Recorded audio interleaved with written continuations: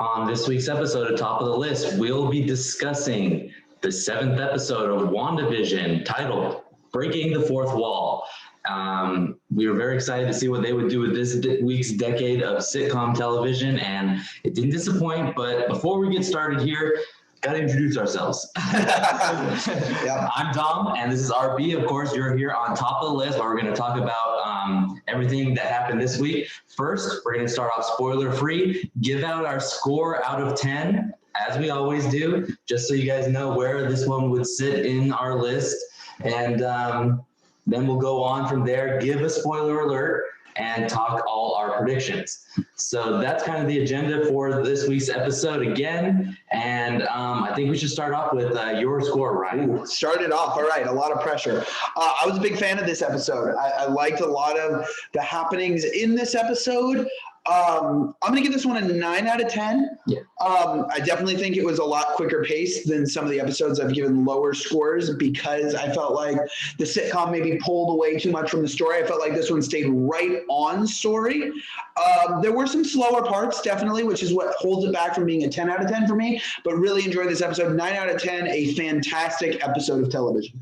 Wow. Okay. Awesome. High score for Ryan. I'm going to agree. A great episode. I really enjoyed a lot of the stuff. I hear great. I'm not going to go 9. Okay. I'm going to go 8.5. I'm going to give this one 8.5, which is the same score I gave last week's episode. Okay, yeah. Let me tell you why. Mm-hmm. And it's not a spoiler. My favorite part about last week's episode was Vision's story arc, right? Right. He had the best character development and payoff in that episode. Very emotional. We talked about it in last week's review. Mm-hmm. This week's episode, he plays the bit of a sideline character. That's very fair, yes. So that's kind of my negative. But like the reason I give it the same score is because last week I said the stuff at S.W.O.R.D. was not interesting. This week we got to see stuff with Monica Rambo that took the spotlight that was really good. So it's kind of like bad with Vision, but better with, so like it evened out. Understood, yeah. I did think this was a much needed improvement from last week's episode. You know, my thoughts on last week's episode. For those of you who didn't watch, I just felt like the sitcom aspect took away from a lot of the episode in the first half. For me, I thought the sitcom worked perfectly with our story this week, which is why I really enjoyed it. And especially coming off of my thoughts about last week's episode, I thought this was much improved. Really enjoyed the story this week. Yeah, I do agree with you. Vision's storyline was a lot weaker this week than it was last week, but I thought overall, this was an episode where a lot was revealed again, and I thought it fit in very nicely with the whole sitcom aspect. Let me say this. There is an asterisk on my score. Okay. I feel like the first half of this episode was probably not going to be as high of a score as I gave it. Like when I was watching, I was like, this is, great. I thought 8.5, or not 8. I'm not 8.5, 8.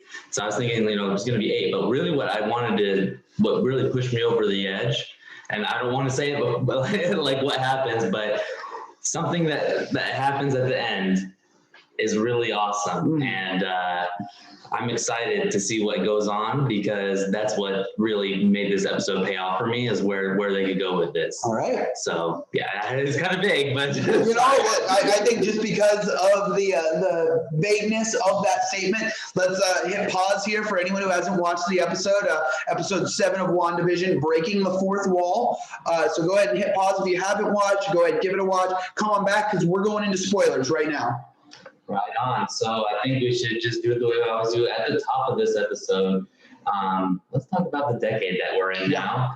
The modern era of sitcoms, and of course the sitcom that we're emulating this week, Modern Family.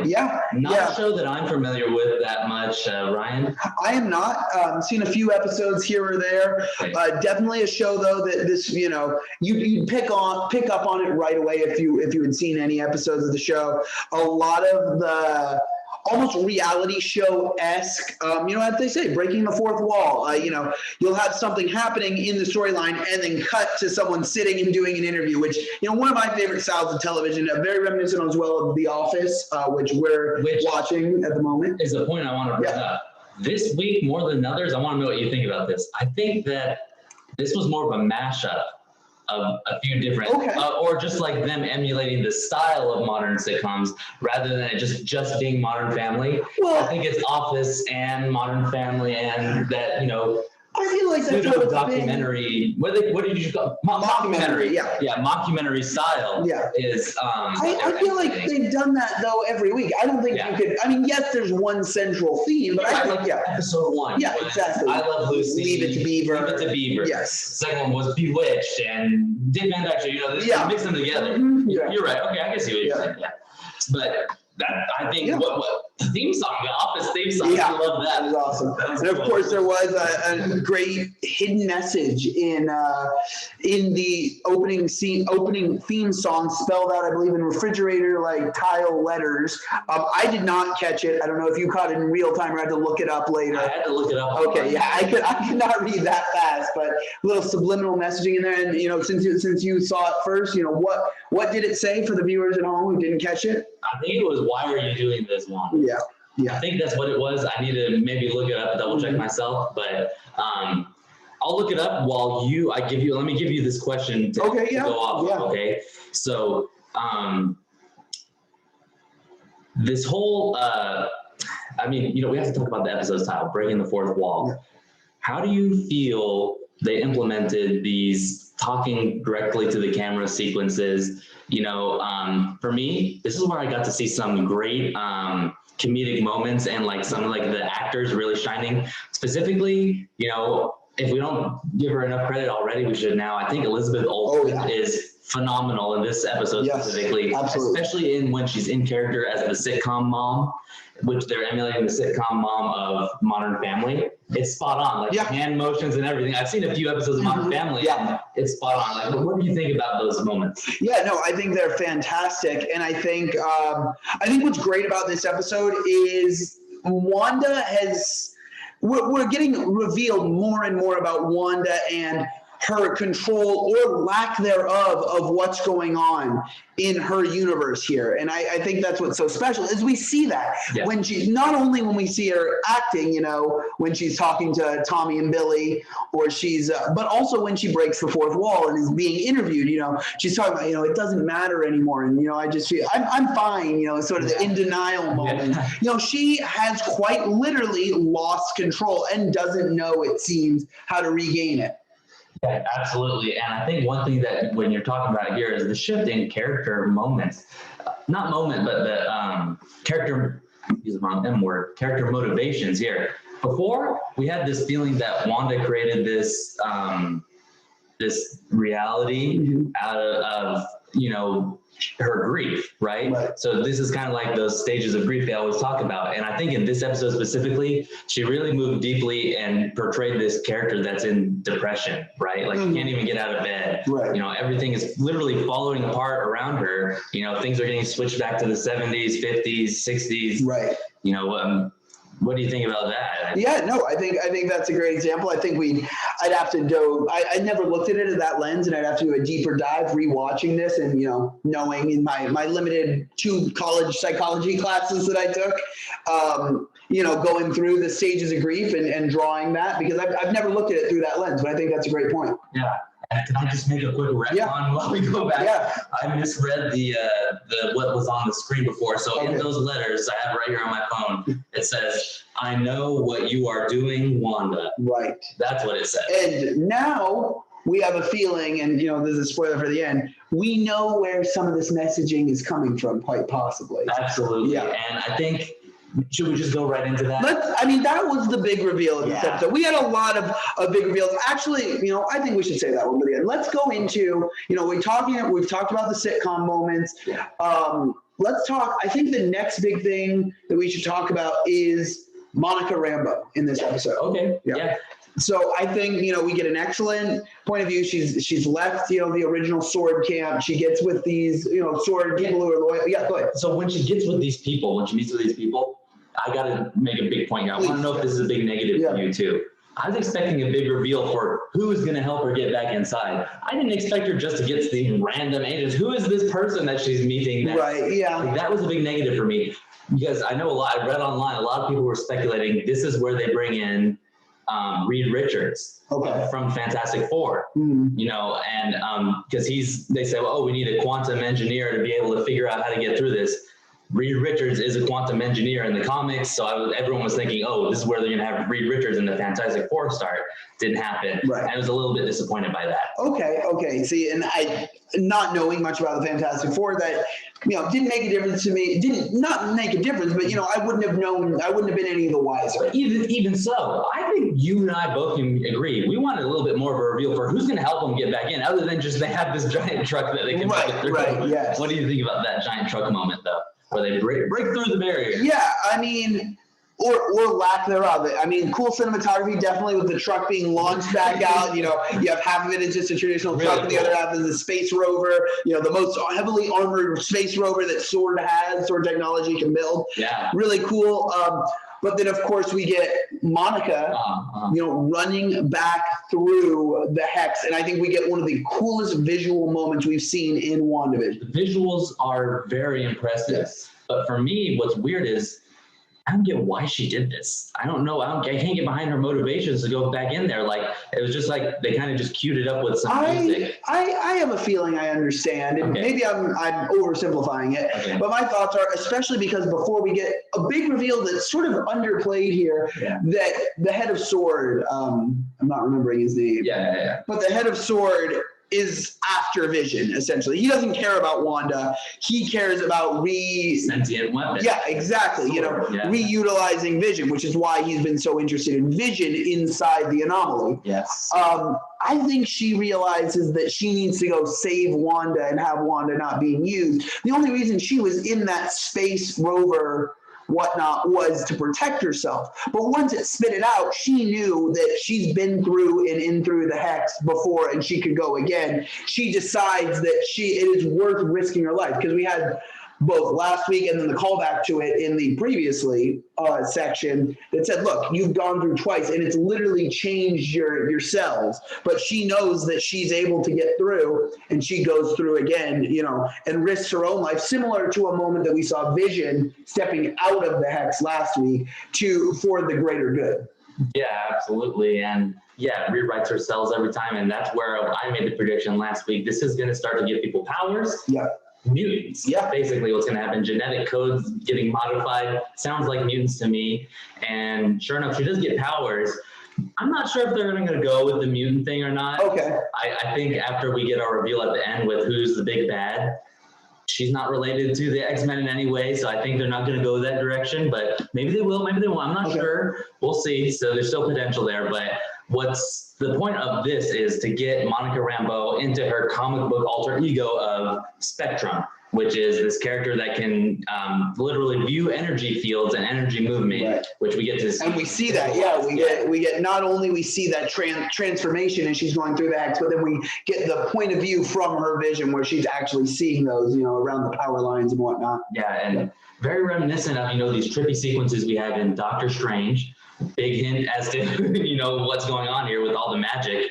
And of course, you know, we've had a few other trippy sequences like this in Guardians of the Galaxy. We had one. Ant-Man as well. Yeah, Quantum Realm. Yep. Yeah. My thought was also, you know, when you have all the jumps in when they're going from jump to jump in the original Guardians of the Galaxy as well. Yeah. But no, definitely though a neat sequence, well done, and really excited to see what we get with Spectrum. Of course, we have this awesome standoff scene as Monica Rambeau gets to Wanda. Yeah. They have this great scene. Of course, Scarlet Witch, Wanda is, you know, throwing her, and she gets ready to, you know, try and blast her again out of Westview, and comes down through the ground and and I thought we were going to get this awesome battle scene, and then of course Agnes, the neighbor, shows up. You know, looks before we go to Agnes and just go into who she is and everything. Yeah.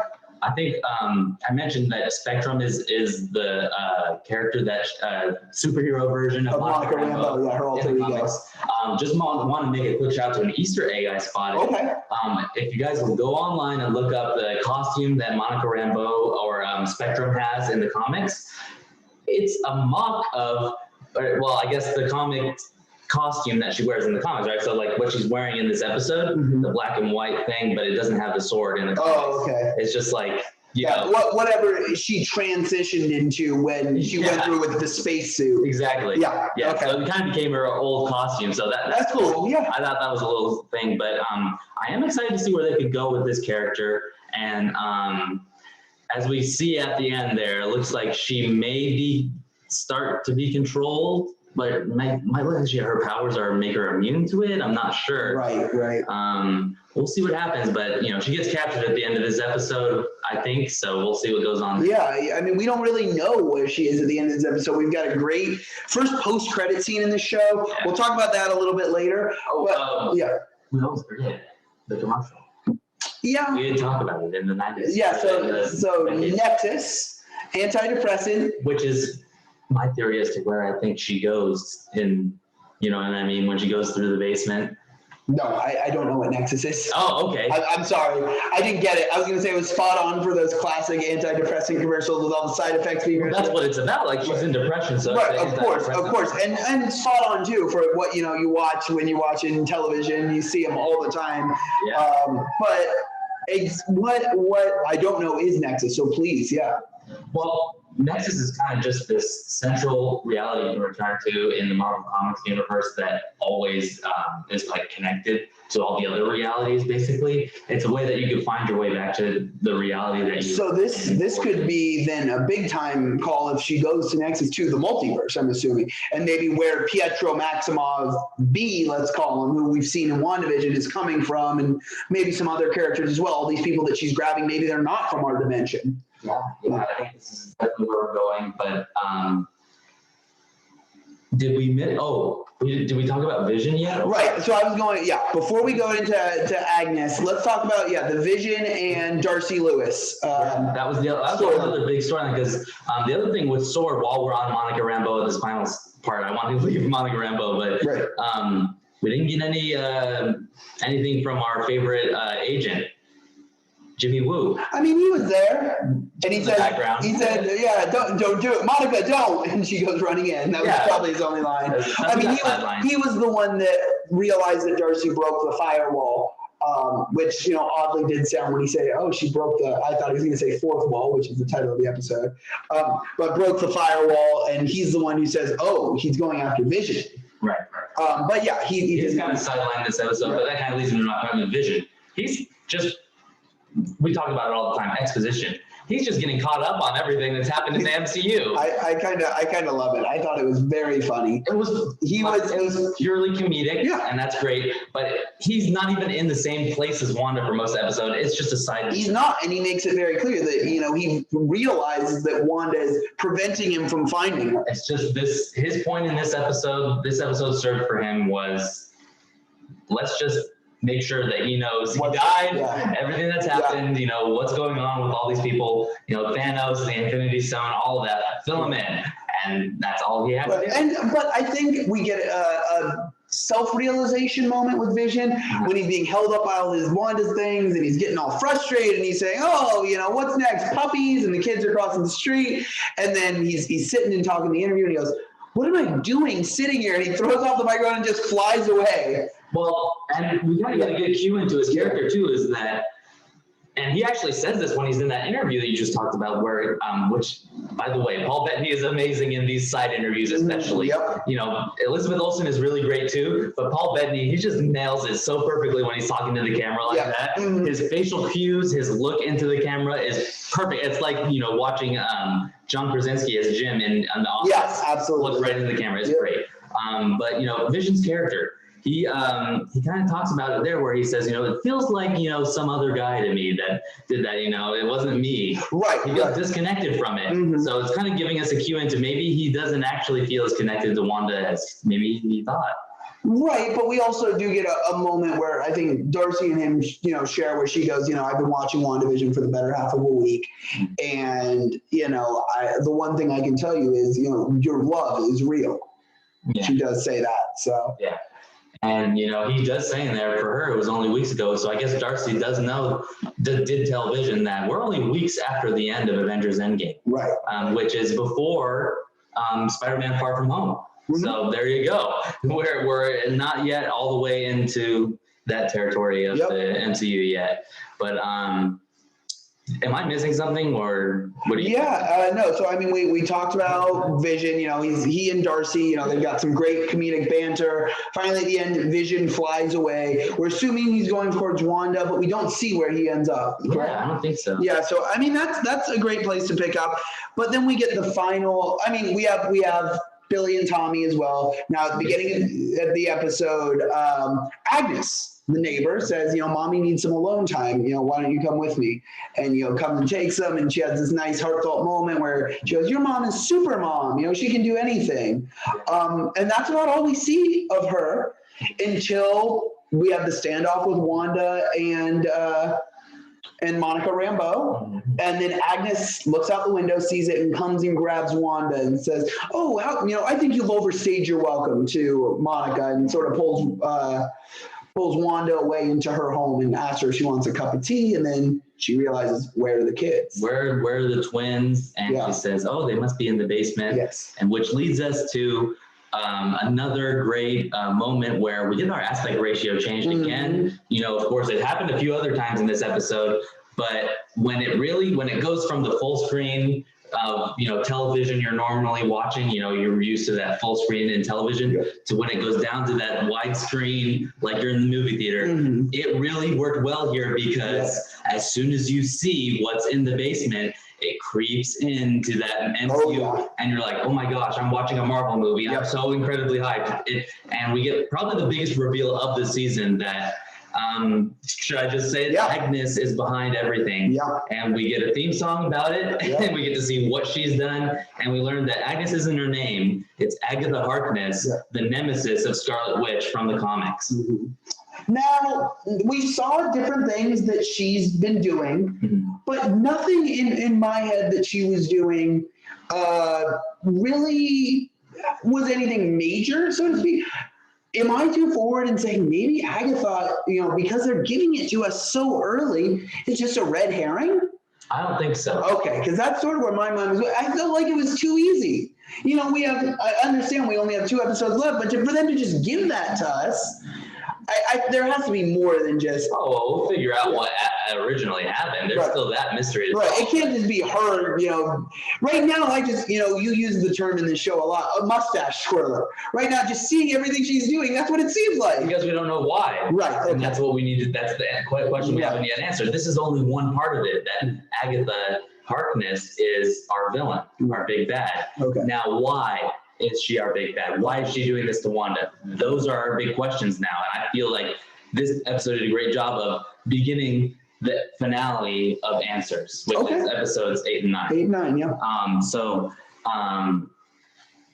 Can we talk about all, I mean, you mentioned, like, you don't think that anything she did was consequential. I think the biggest thing that Agatha did was bring Pietro into WandaVision. Right. Which we see when she's kind of using her magic as purple versus Wanda's red. Right. And we see in this theme song, you know, it was Agatha all along, yeah. Yeah, and, you know, we get this great view of everything she's been doing, and we see Pietro was created by her. What were some of the other things that she did? Yeah, so the guy sawing through the wall. She corrected him and stuff like that. I think the initial, She was directing these sequences. Yeah, and then at the moment where Wanda gets all frustrated, she said, "You're not supposed to talk."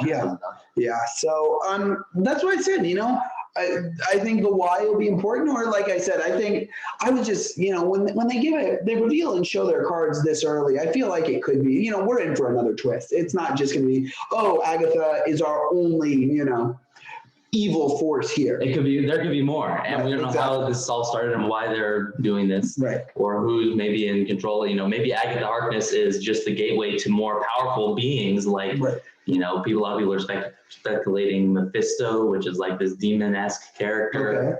And we'll see what's going on. Maybe that's a headway to this. But what I think was really special about this was when she walks down into that basement and we get our aspect ratio change, I started getting really big vibes of what we could start to expect for the horror aspect. Yes, absolutely. Immediately, my headspace went to Doctor Strange and what is it? Multiverse of Madness, which is going to be our first horror Right. superhero movie-esque thing. They're saying, and we got Sam Raimi, a famous Spider-Man and before Spider-Man horror movie director. It's perfect, and I think we're starting to get a taste of it here, and I love it. Yeah. And the set design of the vines and everything, kind Really of growing and very mystical, and it's awesome. It's awesome, man. Yeah.